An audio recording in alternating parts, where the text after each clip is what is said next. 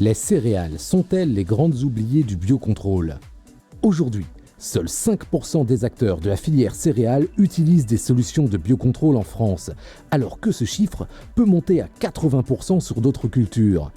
Pour en savoir plus, le MAC du biocontrôle est allé à la rencontre d'un pionnier du biocontrôle en céréales et d'un fabricant spécialiste de ce type de solution.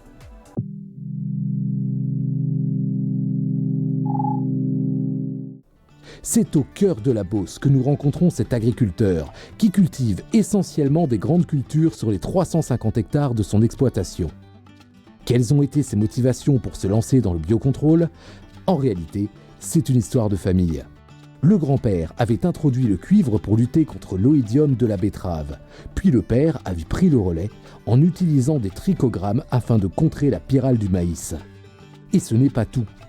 Alors là, on est sur la culture du blé tendre. C'est la dernière culture sur laquelle nous avons introduit un biocontrôle qui est à base de laminarine.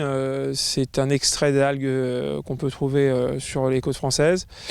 La laminarine va avoir un intérêt, c'est qu'elle va venir renforcer les défenses naturelles de la plante.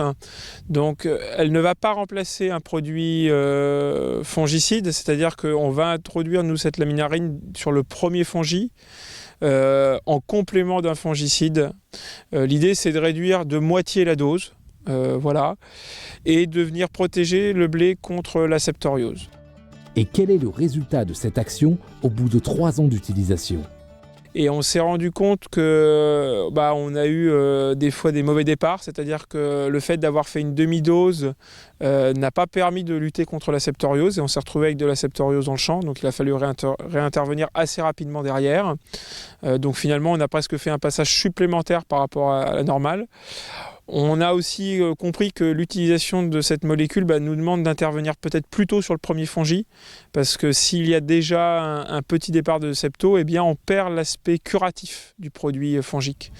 Au final, s'il fallait tirer un bilan de l'utilisation des trichogrammes sur maïs et laminarine sur blé tendre, ce serait plutôt positif ou négatif ?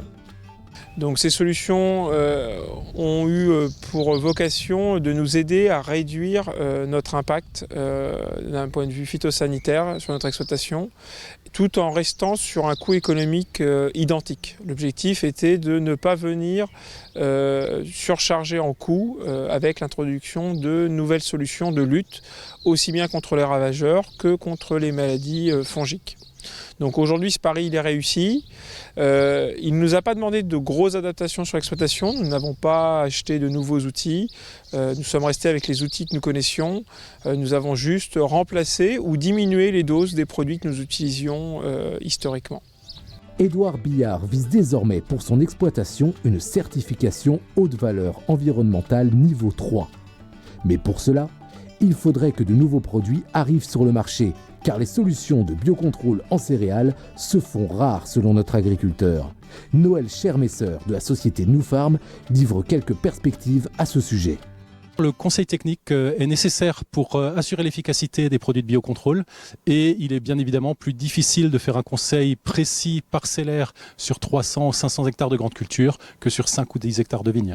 Alors pour le futur, ce type de solutions se développeront également en grande culture si l'ensemble de la filière peut permettre une meilleure valorisation pour l'agriculteur et les intervenants et fournisseurs proposent chaque année de nombreuses nouvelles solutions. Donc tous les feux sont ouverts pour que ce type de solution se développe également en grande culture. Il faut être confiant puisque chaque année, de nouvelles solutions plus performantes arrivent sur le marché. On se retrouve la semaine prochaine pour un nouvel épisode du MAC du biocontrôle.